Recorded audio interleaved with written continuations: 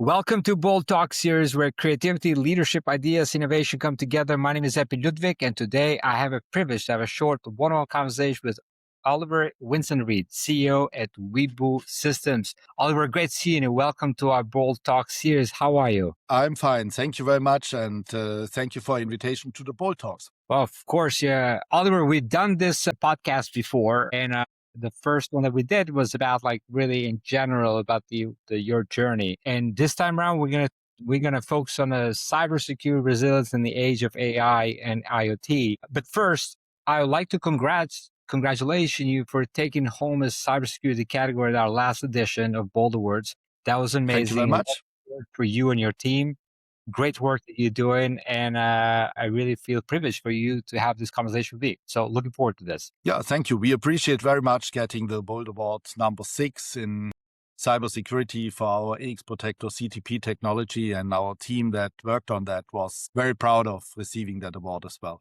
Oliver, you begin your journey in engineering and chip design and then built Wibu-Systems from scratch. What was that personal or professional trigger that made you say, this is the mission worth dedicating my life to? I would say shortly before completing my degree at what is now KIT, Karlsruhe Institute of Technology, the first PCs were emerging. So the early dongles from the USA relied on very simple mechanisms and with a low security level and easily to be cracked. So I graduated in electrical engineering and met Marcellus in 1981. He was studying computer science also at KIT. We believed that software would become increasingly important and that we could make it much more secure, a much better copy protection. So combining then my expertise in microcontrollers and chip designs with Marcellus' software knowledge, we started the company and developed the first Wibu-key dongle from scratch. The enormous impact of software we see today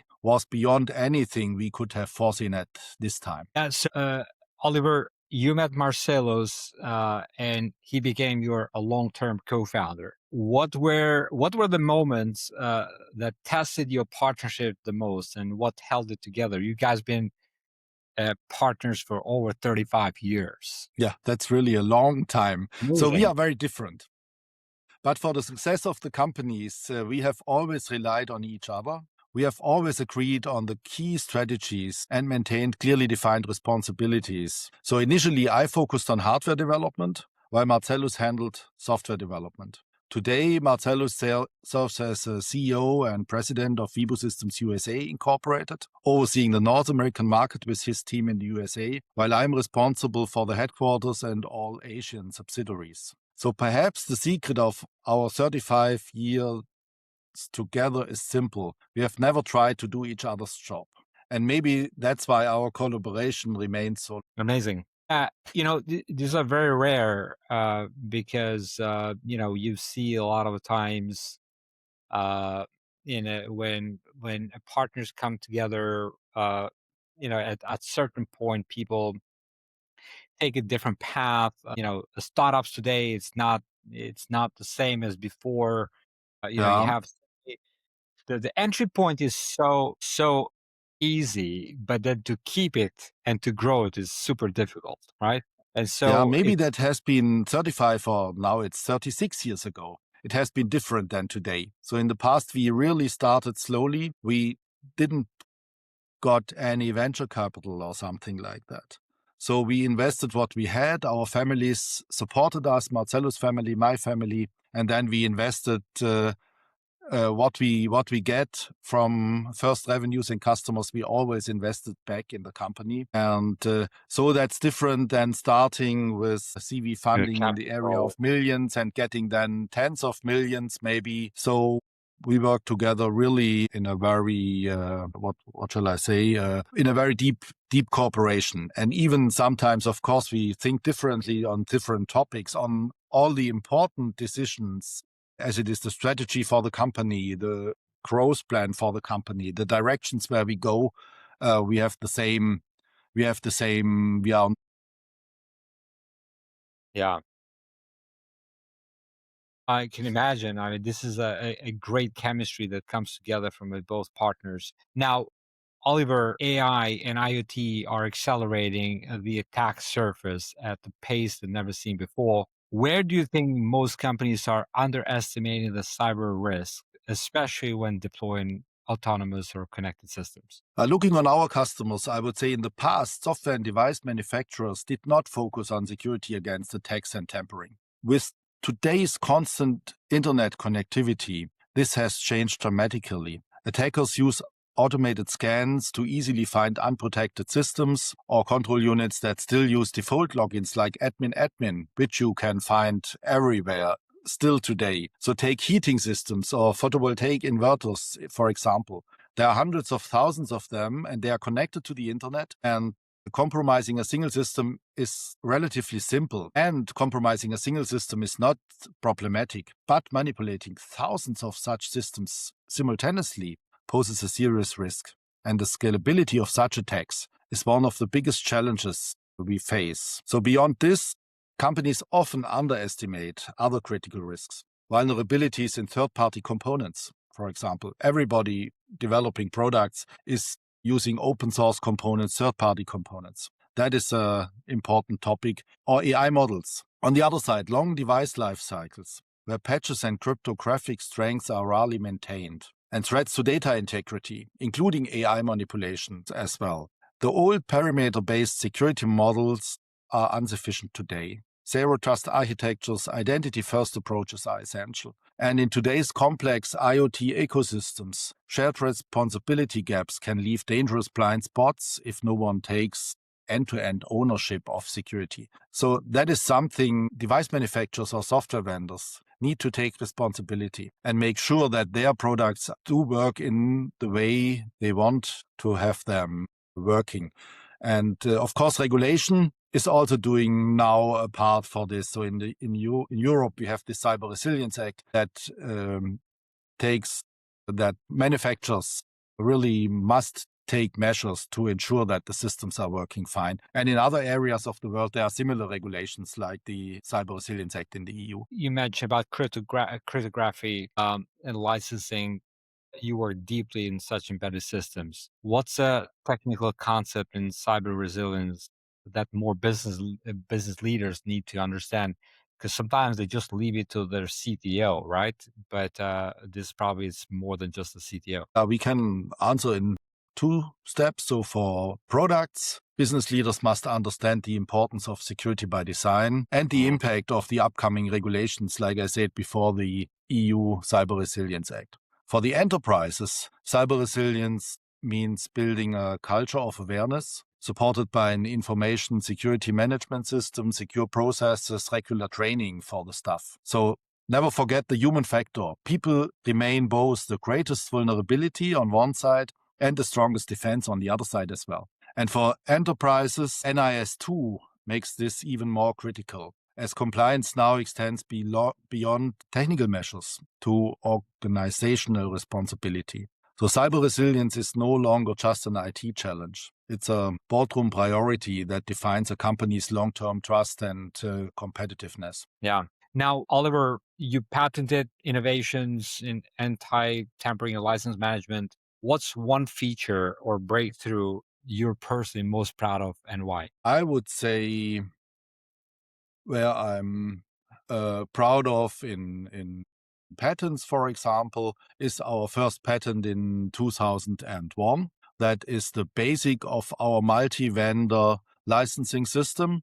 That's a patent called Procedure for the Protection of Computer Software and Computer Readable Data, as well as protective equipment. So that was at a time, has not the same importance like today. And still at this time, we keeping all mechanisms public in line with Kirchhoff's principle. So this breakthrough set the stage for everything we have built since then. And today, this year, we have filed 5 or 6 new patent applications addressing emerging threats in today's digital world. So I'm very eager to see what's coming next here. Now, I understand that you have this IT security club in your. Why did you feel it needed to exist? And how does bringing a local security community together accelerates global innovation for you?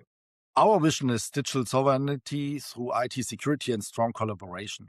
Especially SMEs cannot do everything by themselves, but also the big enterprises, the Siemens of today's world understood that cooperation and collaboration is a big benefit. So the IT Security Club is a co-working space dedicated to startups, to working groups from established companies and research institutes focused on IT security. We thought it's quite easy. So That's in when Germany we only, or it's that's all in Germany, or it's in US? No, that's in Germany indeed. So when we we made a bold investment in our headquarters in Karlsruhe. So that's investment in buildings. So you can say that's maybe a little bit boring, but we invested about 33 million euro in our new company headquarters, which is a huge amount of money for a company of our size. Here in one of these buildings, that's two buildings with 8,400 square meters each. In one of the buildings, the second building we rented out to other companies. So that's long-term extension space for our company. And there we have about 1,300 square meters that we call IT Security Club. Amazing. So we thought it's much, much easier. But when our build and finish, that was in COVID times. So the start was slow due to that terrible situation. But now we are seeing more and more people using our space. And it's currently managed by Good Spaces. That's a co-working area company in our region of Germany, so that they do a professional administration of that. But that is only one part, the physical space. So in addition to providing a physical workspace, we actively support the creation of consortia for research and development projects. So together with KIT, Karlsruhe Institute of Technology, Fraunhofer organizations in our areas, and the FZI, we also try to help the players to build this consortia and to do cooperation projects together. And it's our strong belief that that we can get digital sovereignty with strong collaboration and IT security. And that's our small contribution to bring that further, to grow that, Amazing. to initiate that. That's so, Oliver, if you had to give one message to CEOs today building AI, IoT, or Industry 4.0, what's the boldest and most intuitive truth you learned that they need to hear before it's too late? Because sometimes they do it, and then things happen and it's too late already. Yeah, I would say make sure that you and your solution inspire trust and confidence. Strong security, especially with post-quantum cryptography, must be the foundation for connected solutions in AI, IoT, Industry 4.0. Build partnerships and collaborations to do that, and always focus on delivering real value to customers. The winners of the next decade will not just protect data, they will own the narrative of digital sovereignty.